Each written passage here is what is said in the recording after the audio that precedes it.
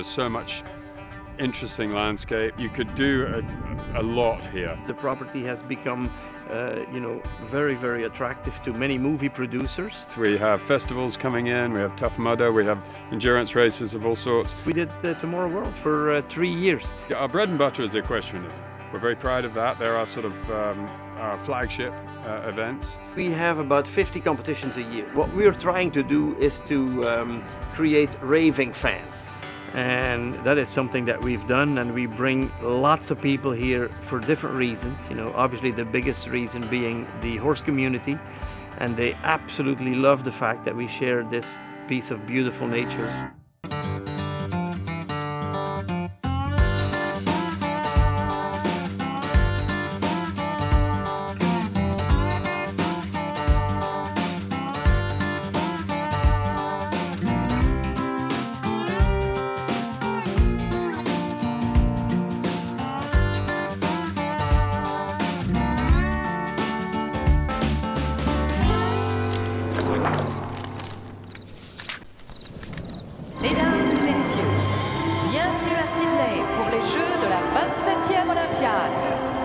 Ladies and gentlemen, welcome to the Sydney 2000 Games of the 27th Olympiad. It was just an unbelievable moment, and an unbelievable experience. We were right behind Belarus, I remember that.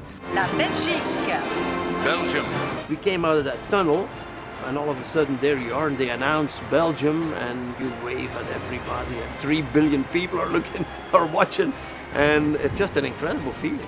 My cousin, who ended up being a 3-time Belgian champion show jumping, was always a mentor and a great example for me. So he had all kinds of horses. So as soon as I was tall enough or big enough or strong enough to ride one of his horses, I started doing that, and he gave me some lessons. It's really a family thing. My grandfather had 40 horses, and so did his father and his father. I'm the oldest of 7. When number 5 was born, my dad bought a pony for us. We bought a little thoroughbred off the track for what was in those days about $800, and it was just an incredible little jumper, which we didn't know because it was just a thoroughbred off the track. I had a fantastic time with that, and as I started winning, one year I did 14 competitions with that little mare and won 13 of them.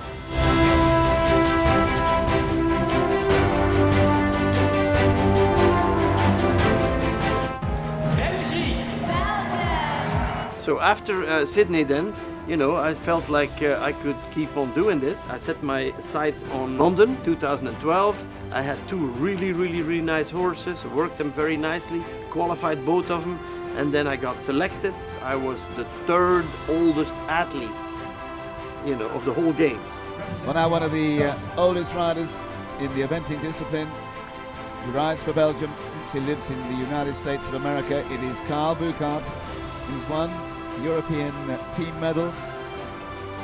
Back in Punchestown in 2003, he had a horse called Welton Molecule that he won a team bronze. 3-day eventing, you can call it equestrian triathlon if you want to, because it's dressage, show jumping, and then cross-country jumping in one discipline. So the first day is dressage, and there's specific dressage tests that one has to study and learn and perform in front of a judge. I have to say, this is one of the best tests I've seen Carl riding. I agree. I couldn't agree 58 more. in the Olympic Games. What better time? Absolutely. Couldn't have a better time to do it. This is a very good performance. It just lit behind that first flying change, but the second one was nice and very good hug. Well done, Carl Bouckaert.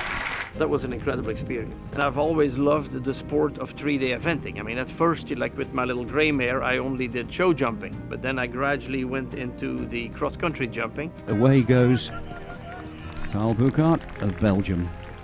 He's a great sportsman, and away he goes. I took the nastiest fall. Oh, it was just a heartbreaker. So after the London Olympics, that was the end of my Olympic aspirations.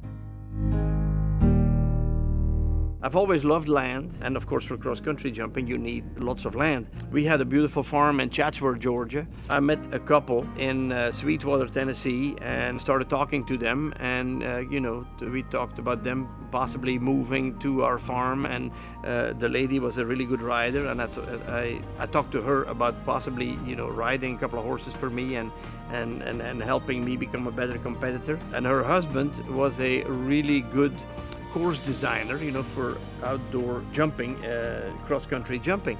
And I said, you come over and you can build a course, we'll start doing a competition. And so they moved over, and that's how we got started.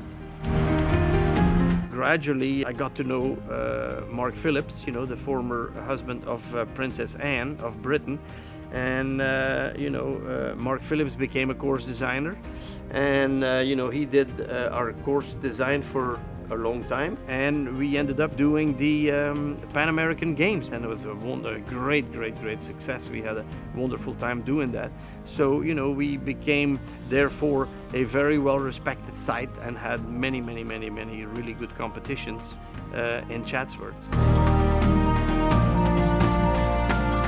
I bought the first piece of property here in 1988. A friend of mine from Atlanta told me that there was a nice 2,000-acre piece of land available 20 minutes southwest of the airport, beautiful nature right on the Chattahoochee River. So I thought, well, might as well go look at it. And so came, looked at it, and I said, wow, this is absolutely beautiful property. And sooner or later it's going to be really valuable, and people are going to really seek it up to have a real quality of life. And then gradually, when other pieces became available, we just added adjacent pieces and ended up with the 8,000 acres we have today. When we decided to start the equestrian program here in Chattahoochee Hills, Rich Temple came with me, and he was the gentleman of the young couple that had joined us, and they came with me. She worked off and on for me riding my horses. She got me to the Olympic Games the first time in the year 2000. Then she came back and she helped me get to the Olympic Games in 2012. But Rich came with me, and he helped the original development of what we call the horse mansion, where we do functions now.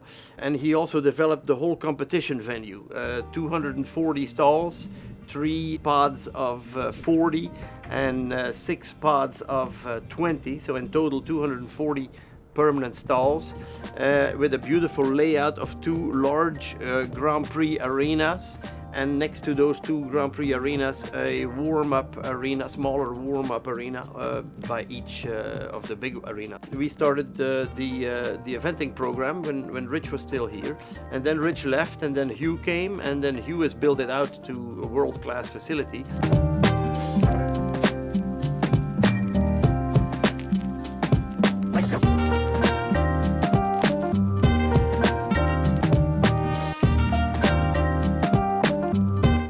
Equestrianism is my background, and that's how I met Carl in the first place. I was an eventer, a 3-day eventer. It's an Olympic discipline, equestrian sport, and I'm a course designer. And so when he was developing equestrian events here, he asked me, when they had the American Championships here, he asked me to come and design the courses for the American Championships. At the time,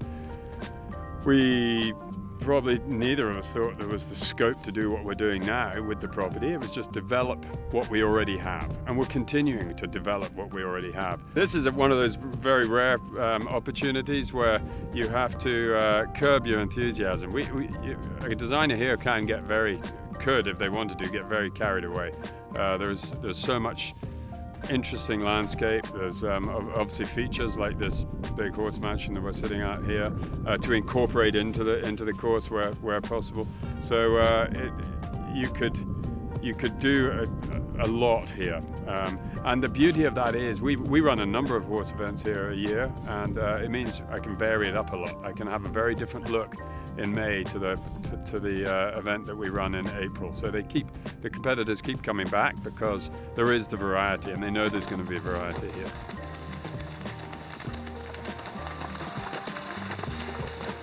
Everybody has their own style, just like engineers who make cars have a certain style. I personally prefer attacking cross-country courses where they can move through the course boldly and strongly, and keeping more natural elements at the fore, instead of some designers have a little bit more Hollywood involved, bright colors and all that sort of stuff. I prefer natural brush colors and logs and natural materials, and keeping those natural elements to the fore. A horse has to leave a cross-country course better for having tackled it, and that's ultimately what you're after. And if they haven't had a great experience, then it's you'd like to believe it's because they weren't ready. They need to maybe go down a level and re-prepare before coming back up to the level they were competing at, and not because you've asked them some tricky question that was unfair to the horse. So that said, the faster, bolder, more attacking courses, leaves less room for error from that perspective. So what Hugh has done, and what we've done here on our site, is we have designed and built. Hugh has designed and built over 100 jumps. And let's say for each competition, depending on the level, you need whatever, 20 to 40 jumps. And we have and we build like 10, 15, 20 new jumps every year. And so Hugh redesigns these courses and makes a new track every time that goes through the field and through the rolling hills here in a different kind of a way, and uses whatever fixed fences we have in a very different sequence. So sometimes the water jump is in the beginning of the course, sometimes it's at the end of the course, sometimes it's in the middle of the course. And that way we've been able to have people come back to our site and not have the feeling that their horses are not continuously learning new stuff, because they are. Meanwhile, people know that they're going to come here and they're going to have terrific stabling. They know they're going to have a wonderful front office that they can deal with, that is looking for solutions and not looking to make life difficult for them. And that way just create raving fans overall. And we've been very, very successful. And I give most of the credit to Hugh for that. He's done an incredible job with that.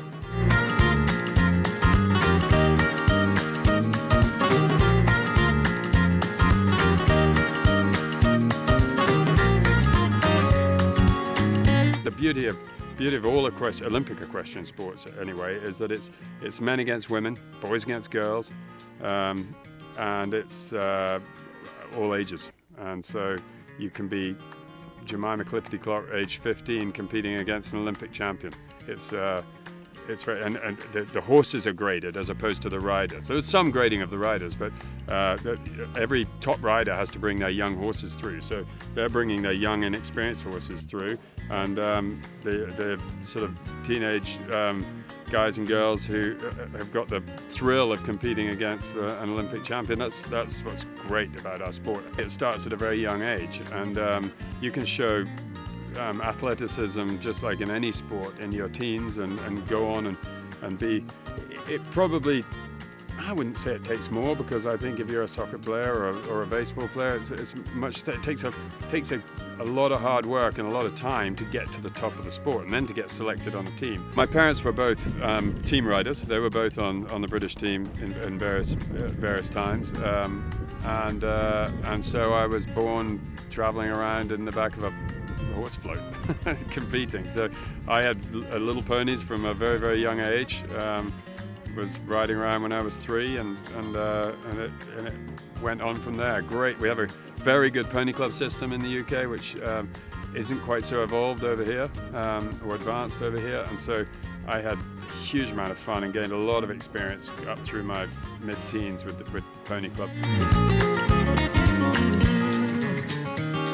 Pony Club it supports the youth in equestrian sports. So we have Pony Club Camp, where you go away for a week and you hang out with 50 other kids and and you're taught how to look after horses and look after the stable yard and how to ride properly and are introduced to different disciplines within equestrian sports, and then you choose to try and flourish in a couple of different disciplines as opposed to being quite so broad-minded about just flying around a field on a pony. It's a wonderful way to teach your child responsibility and a wonderful way to grow up in harmony with their animal. It teaches wonderful values, but it's a commitment for the parents. There is absolutely no question about it, because number one, it costs a certain amount of money to keep a horse. Clearly, if you want to set up the infrastructure at your own place, number one, you have to have enough land to build a little barn, and then you have to be committed to doing the work, unless you are have a big enough program where you can hire somebody. But otherwise you do the work yourself, and that means the cleaning your horse and putting it in the pasture and bringing it back in and feeding it in the morning and feeding it at night and cleaning the stalls and on and on and on. And then if you go to the competitions, you have to have transportation. You have to have a truck, preferably a dually, preferably with a gooseneck trailer, anywhere from 2 horses to whatever, 9 horses. So it's a major commitment. But if you can, even as a non-horse person, if you can get into it, and if you can get satisfaction out of your kids competing and having a real purposeful youth, if you wish, growing up period, rather than hanging out in no man's land and getting exposed to bad habits. It's a wonderful thing to do if you're into it, and if you want to put the passion in it yourself. There is a pony club system in the US, and it's certainly growing. I do think there'll be opportunities in the future as we saturate what we're already doing within equestrianism, and I think Pony Club is definitely one area we would go into. It develops the youth, and there'll be, as we are closest or very close to the largest city in the Southeast United States, there are more and more people interested in equestrianism. There's bound to be a vast youth element there, and as time goes on, there'll be more and more demand to grow a Pony Club chapter in this region. There are Pony Club chapters around already. It's just they're not hugely supported, and we probably all need to do a slightly better job of creating a system that allows children into our sports.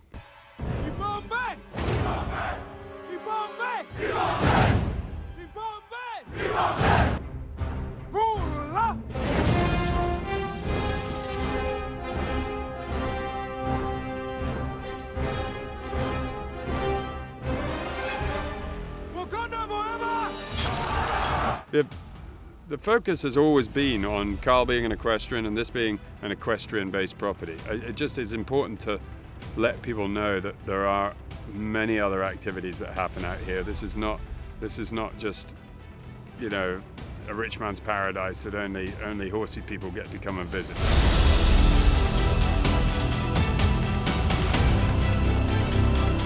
Since we've gotten into the movie business, since the property has become very attractive to many movie producers, they've used the what we now call the guest cabin intensively, and of course with the accumulation of the Avengers Endgame, where Tony Stark lived and where the famous funeral was, in front of the cabin at the lake here, when that gave the cabin basically global awareness, and everybody now talks about the Stark cabin, which has been it's been a lot of fun for us, and because everybody knows what that means.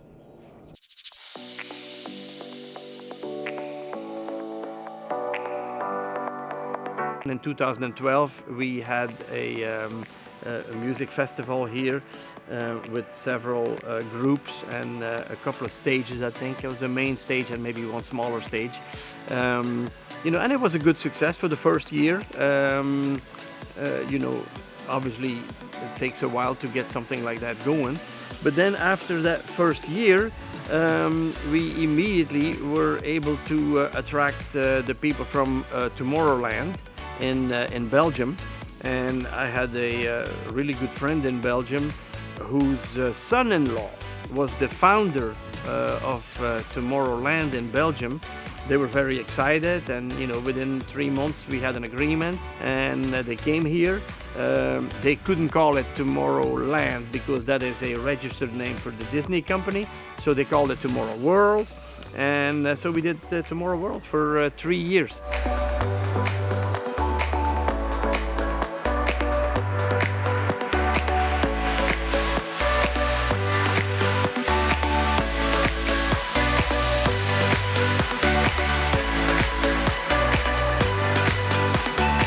Those were great times. We had 55,000 people here, of which 45,000 were camping. So it was an incredible, it was like setting up a complete new city, for 4 days with all the infrastructure that you can possibly think of. And the camping went anywhere from regular little tents, but beautiful little tents with design, the Tomorrow World designs, to very elaborate VIP compounds, if you wish. It was a lot of fun for those 3 years.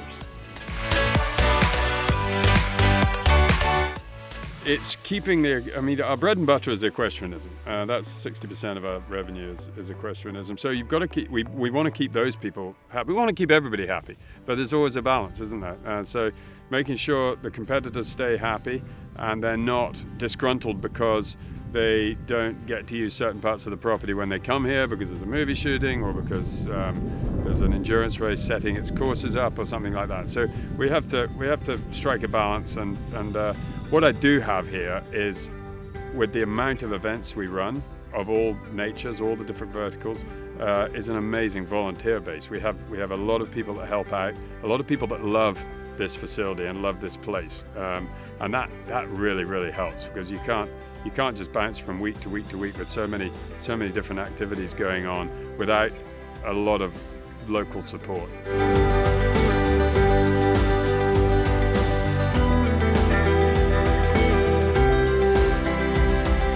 Our eventing is really becoming very popular.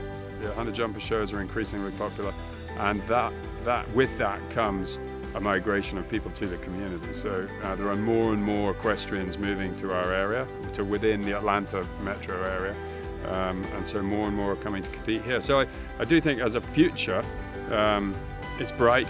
I do think Carl has a vision to create a very rural friendly environment around here, and the part that I take care of on a day-to-day basis, the sort of the core 500 acres, if you like, will remain that for the foreseeable future, and that's encouraging. It means we're not working towards having the rug pulled out from under our feet and developing the whole place in the next couple of years. There will be opportunities for people to come and live in our community, but the core part of this property, which is where we perform all our not just equestrian events, but all the other events as well, will remain so, and that's very exciting.